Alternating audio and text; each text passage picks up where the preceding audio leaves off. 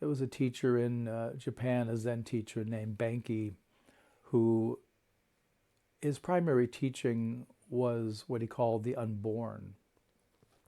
The unborn is another way of saying the unconditioned, another way of saying the absolute or presence, because whatever is not born is unconditioned, and anything unconditioned is of the absolute.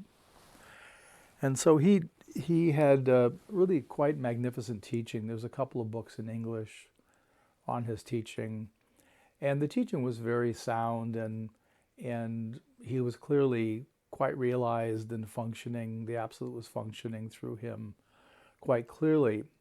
The problem was that he also applied the fact that we're already realized, that we're already fully awakened in a more direct way than is normally presented, where he would tell people whether you meditate or not, or don't meditate, it's the same. Whether you practice religious ceremonies doesn't really matter. And so he got to where there was kind of an indifference in terms of practice. And of course, he's true. If what he's saying is true, if there's an awakeness to the absolute, and the absolute is seen everywhere, then where is there a separation? Where is there anything special that needs to be done? So his viewpoint wasn't flawed. What he didn't understand was that most of the students were coming from duality. They were seeing themselves as separate from the absolute.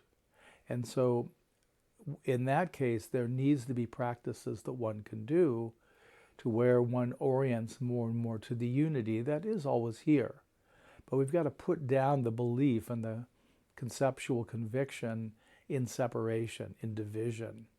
So this is where his teaching didn't reach a ripeness. He didn't have a lineage that continued because there was nothing for his Dharma heirs or Dharma successors to teach. If everything was already perfect and realized right now, and things like meditation, prayer, religious observance don't matter, then what are people going to do? Why even bother gathering? So his teaching did die out after he did. There may have been a few teachers after him. I'm not exactly sure of his history, but I do know that that lineage did die out. So everyone drifted away elsewhere.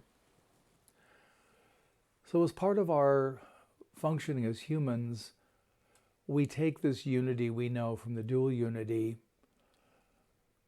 as infants, and we begin to divide it, to separate it, both because it's modeled in our society and family, and also because it makes sense to us. We have certain needs in this location, and the solution to those needs is out there somewhere. I like the old Zen masters had the expression when they talk about unity, they would say not two.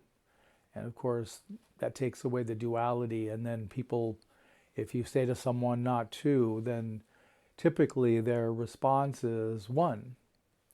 And so the old Zen masters would say not two, not one. So they take away the two-ness of duality, and then they would take away the concept of oneness in unity.